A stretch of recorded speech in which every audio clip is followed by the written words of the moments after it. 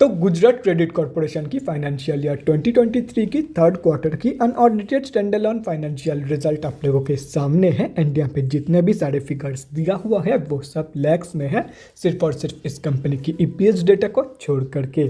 तो गाइस सबसे पहले हम लोग इस कंपनी की इनकम चेक करते हैं।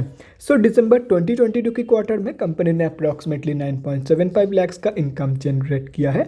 और अगर ये सितंबर 2022 की क्वार्टर एंड दिसंबर 2021 की क्वार्टर से कंपेयर किया जाए तो सितंबर 2022 की क्वार्टर में कंपनी ने अप्रॉक्सीमेटली 0.02 लाख का इनकम जनरेट किया था एंड दिसंबर 2021 की क्वार्टर में अप्रॉक्सीमेटली 4.5 लाख का इनकम। तो दिसंबर 2022 की क्वार्टर में कंपनी की जो इनकम ग्रोथ है वो बहुत ही बढ़िया निकल के आ रही है, चाहे वो क्वार्टर ऑन क्वार्टर बेसिस की कंपैरिजन में देखा जाए या तो फिर ईयर ऑन ईयर बेसिस के कंपैरिजन में।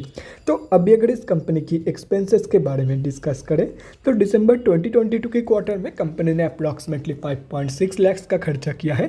सितंबर 2022 की क्वार्टर में कंपनी ने अप्रॉक्सीमेटली 8.02 लाख का खर्चा किया था एंड दिसंबर 2021 की क्वार्टर में अप्रॉक्सीमेटली 4.16 लाख का खर्चा इस कंपनी ने किया था। तो अभी अगर यहाँ से इन तीनों क्वार्टर्स की प्रॉफिट मार्जिन कैलकुलेट किया जाए तो दिसंबर 2022 की प्रॉफिट मार्जिन निकल के आ रही है अप्रॉक्सीमेटली 42.56%।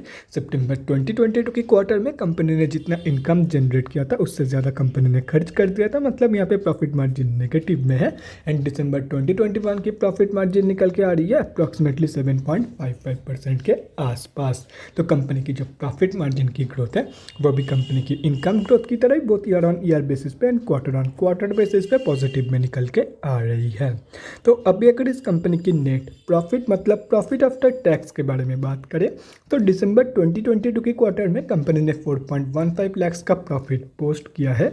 सितंबर 2022 की क्वार्टर में कंपनी ने 7.79 लाख का लॉस पोस्ट किया था एंड दिसंबर 2021 की क्वार्टर में 44,000 रुपीज़ का प्रॉफिट इस कंपनी ने पोस्ट किया था।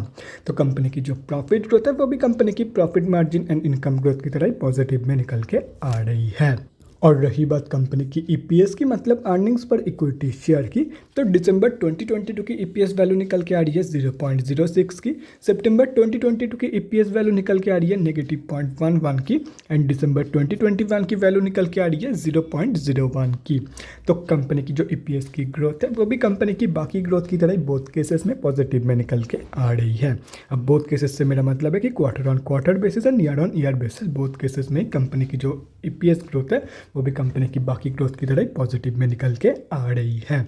तो अभी अगर ओवरऑल देखा जाए तो दिसंबर 2022 की क्वार्टर में कंपनी ने हर एक जगह पे पॉजिटिव ग्रोथ दिखाई है। हाँ, हो सकता है कि कहीं पे ज़्यादा दिखाई है, हो सकता है कहीं पे कम दिखाई है, लेकिन end of the day company ने हर एक जगह पे कम या ज़्यादा पॉजिटिव ग्रोथ ही दिखाई है। तो कंपनी की जो ओवरऑल ग्रोथ है वो तो पॉजिटिव में है ही है। एंड उसके साथ साथ अगर ओवरऑल रिजल्ट के बारे में बात करें तो दिसंबर 2022 के क्वार्टर में कंपनी ने बहुत ही बढ़िया परफॉर्म की है एंड कंपनी की जो रिजल्ट है, कंपनी की जो प्रॉफिट है वो भी बहुत ही बढ़िया निकल के आई है। तो guys that's it for this video. अगले वीडियो में मिलते हैं guys. Thanks for watching and stay safe.